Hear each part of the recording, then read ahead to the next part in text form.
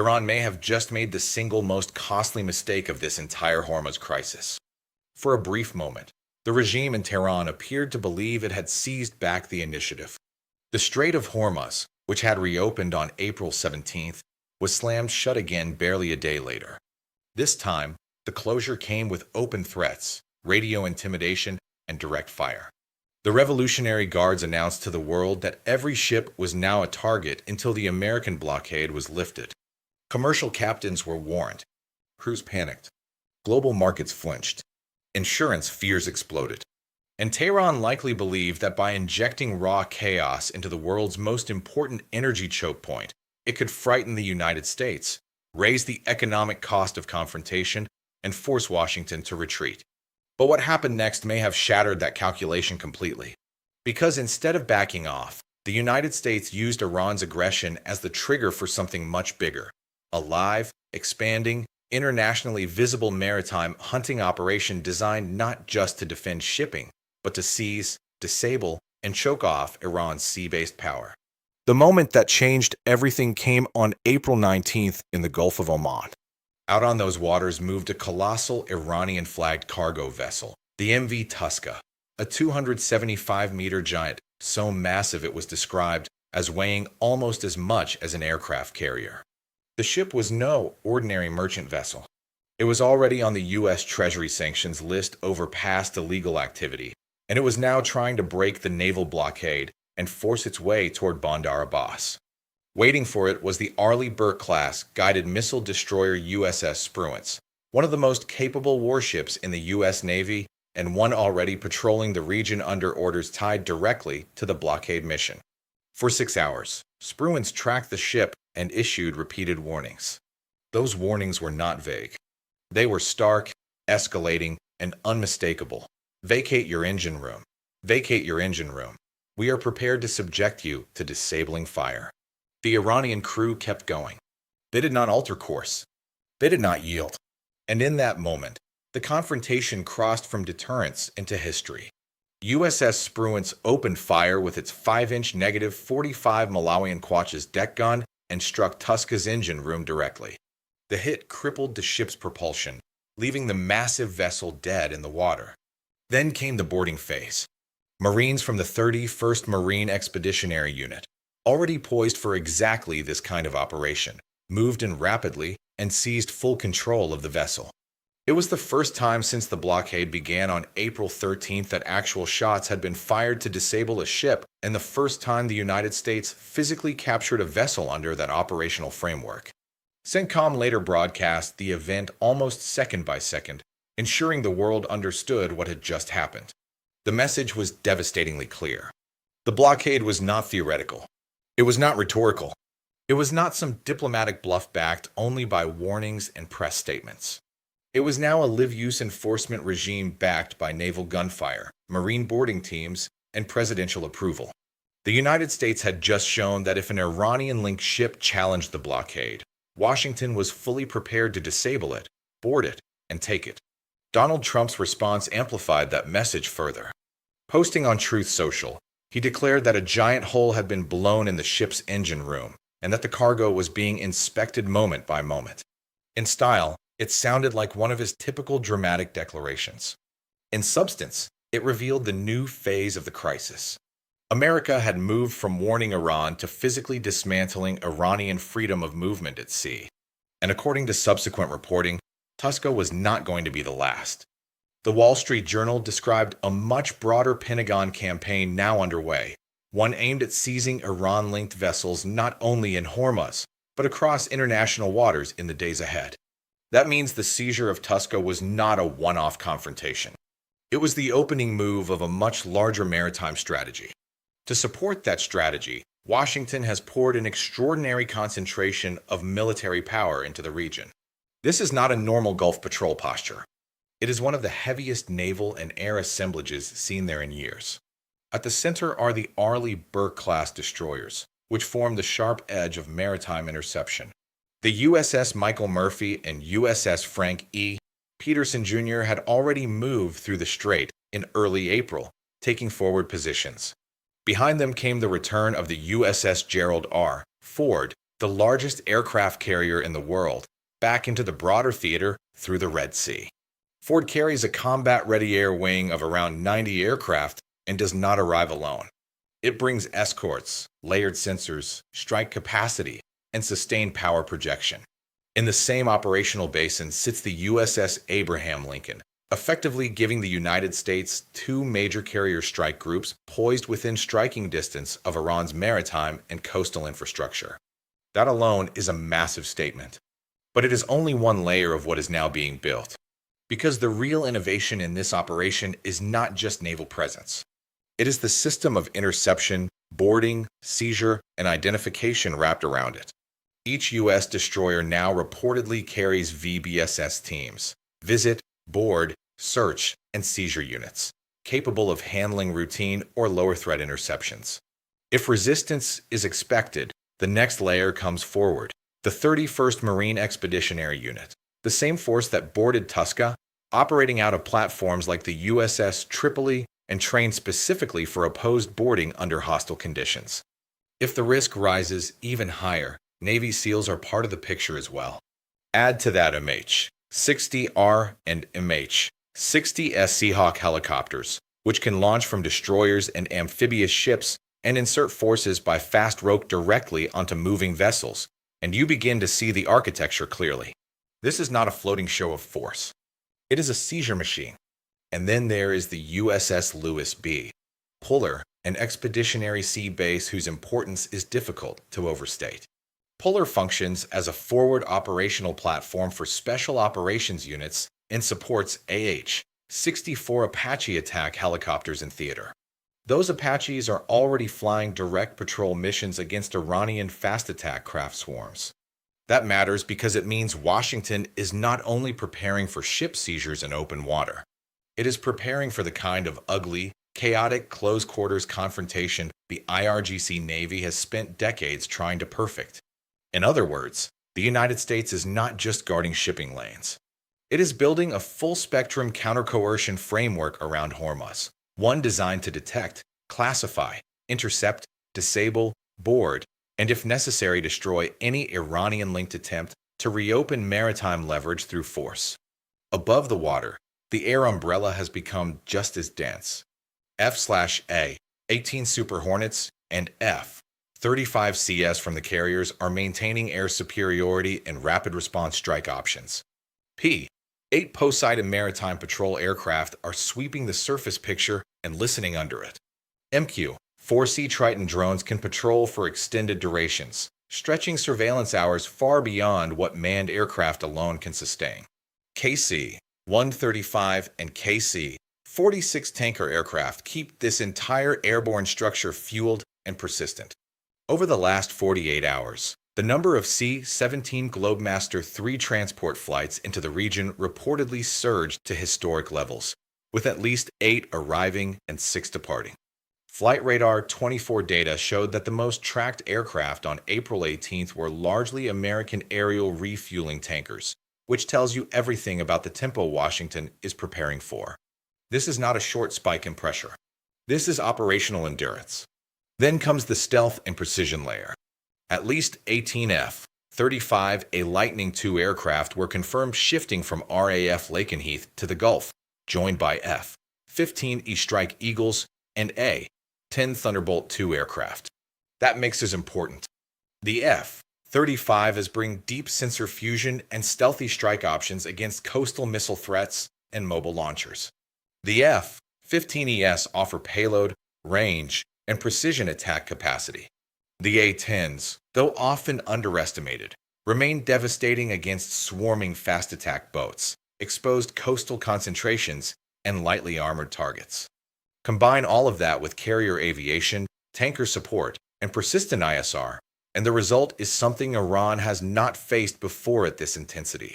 An American maritime war system designed to stay overhead, stay networked, and stay lethal across multiple layers of threat at once. But the part that may frighten Iran most is not even the visible steel and aircraft. It is the digital net wrapped around them. Task Force 59's AI-supported surveillance and drone architecture has reportedly turned Hormuz into something closer to a biometric scanner than a sea lane. These systems are extracting acoustic signatures, thermal patterns, hull profiles, and behavioral anomalies from every vessel in the area. A tanker that changes flag can still be identified by the unique sound of its propeller. A ship that switches off its AIS transponder does not disappear. It instead becomes more suspicious. The moment it enters a designated monitoring radius, it is flagged. This means deception, one of Iran's favorite tools at sea, is becoming harder and harder to sustain. Washington is now operating 3 carrier strike groups at sea, multiple combat air fleets in the air, and an AI-supported identification grid in the digital layer all at once. That combination has likely never been seen in the Gulf at this density. For Iran, the brutal implication is simple. Remaining invisible at sea is no longer a realistic option. And Washington's objectives go beyond oil alone. One major reason the United States wants legal and operational freedom to board Iranian-linked ships is that those same maritime routes have reportedly been used for years to transport more than crude. Missile components, drone engines, ballistic systems, and cruise missile parts destined for proxy forces such as the Houthis and Hezbollah have moved through the same sea networks. That means every successful boarding operation has a multiplier effect. It does not just reduce Iranian revenue. It threatens the logistical bloodstream of Tehran's wider regional influence. Cut those sea lanes, and the pressure falls not only on Iran's treasury, but on its ability to arm and sustain its entire proxy architecture. That is why the current operation is better understood not merely as a blockade, but as a suffocation campaign aimed at an entire axis.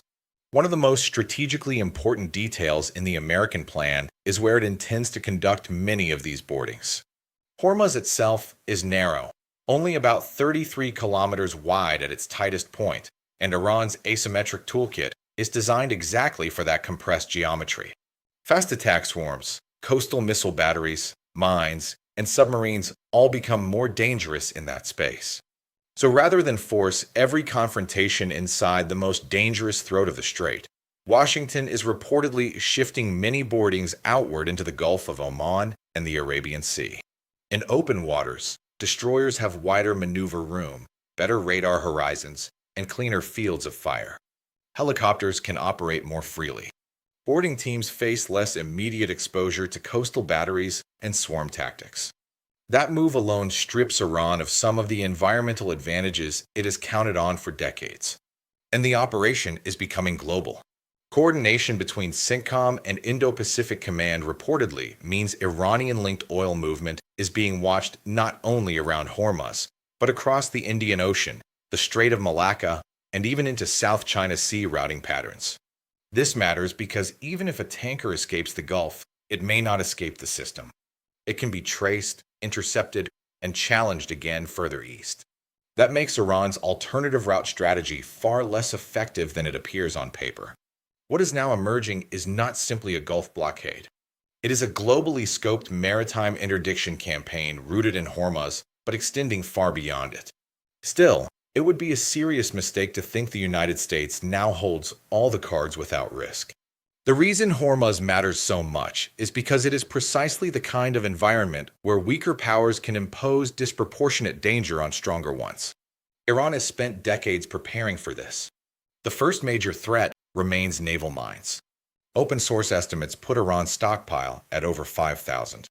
Many are influence mines triggered by magnetic or acoustic signatures, and in narrow water, they do not need to sink a ship outright to create strategic panic. Even one mine discovery can alter ship routing for hours, freeze movement, and spike insurance fears. The United States has already brought in unmanned underwater vehicles and mine countermeasure systems, but that does not eliminate the threat. It only manages it. Then come the fast attack craft swarms. Iran has more than 180 such vessels, many carrying rockets or guided weapons. Their goal is not always direct sinking. Often it is to saturate radar, confuse weapons assignments, and create so many simultaneous low-profile threats that even a highly advanced destroyer is forced into split-second defensive overload. The Phalanx CIWS is deadly, but 30 incoming threats from multiple bearings is an entirely different equation from 1 or 2. Beneath the surface, the Goddard-class submarines add yet another layer. Iran has more than 20 of them. In shallow waters, they can lay torpedo ambushes and exploit sonar blind spots.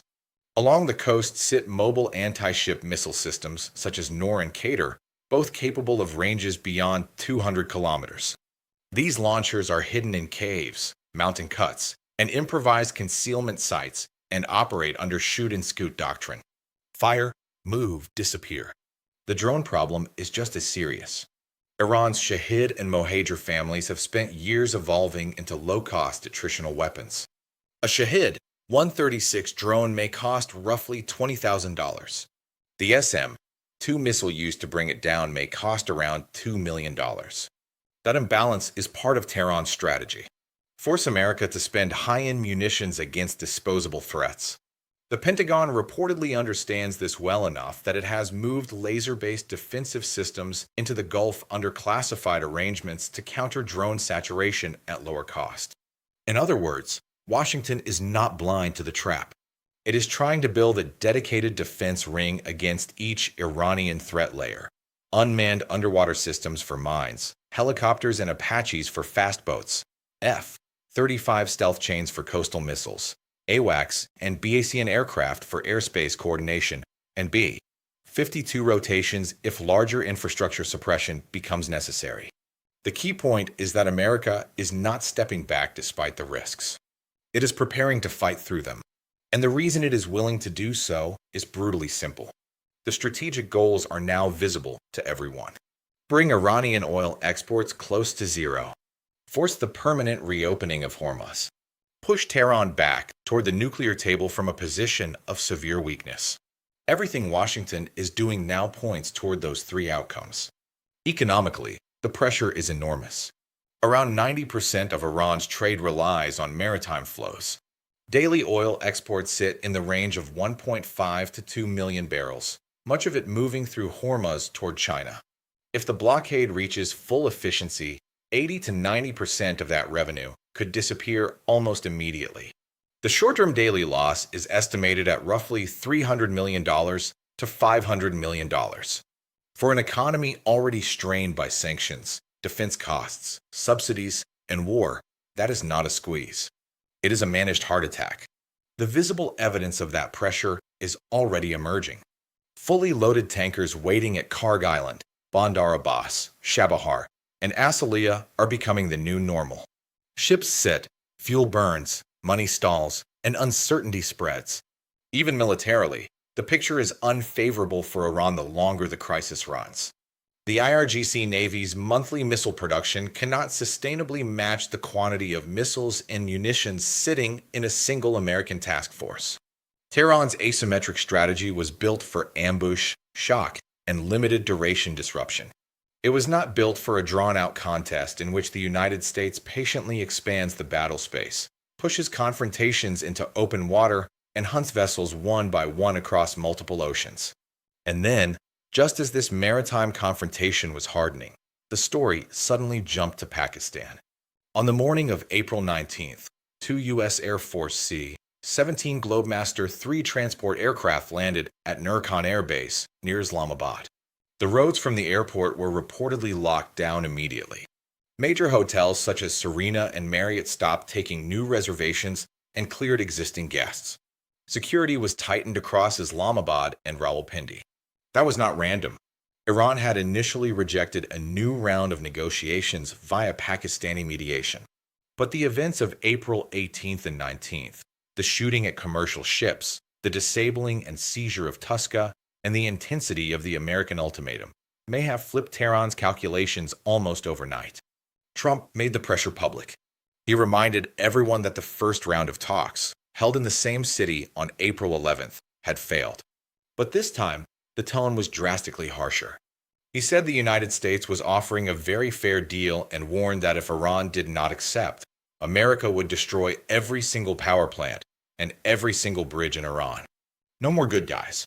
That statement is important because it tells you how Washington now sees the equation. Iran can either come back to the table in Islamabad, make real concessions, and truly open Hormuz, or it can continue watching its ships be seized in the very waters it hoped to weaponize. That is why Tehran's move now looks like such a catastrophic miscalculation. Iran believed that by closing Hormuz again, threatening the world, and opening fire on passing ships, it could raise the price of blockade to intolerable levels. Instead, it gave Washington the justification it needed to transform a blockade into a full-spectrum maritime pursuit operation. It legitimized harder enforcement. It made global sympathy for commercial protection easier to win. It shifted the operational center of gravity away from Tehran's preferred chaos and toward America's preferred surveillance-heavy interdiction network. In trying to show that every ship was a target, Iran may have only ensured that every Iranian-linked ship will now be hunted. That is the strategic reversal now unfolding in front of the world. Hormuz was supposed to be Tehran's ultimate lever. But by firing on commercial traffic, threatening global shipping, and forcing open confrontation, the regime may have turned that lever against itself. Every destroyer now in the region, every AI drone above it, every marine boarding team on standby, every tanker tracked across the Indian Ocean, every Apache hunt for fast boats, every stealth jet scanning the coast. All of it exists because Iran chose to turn a choke point into a battlefield again. And now that battlefield is no longer under Tehran's control. The worst part for Iran is that this operation has only begun. Tuska was not the end. It was the demonstration.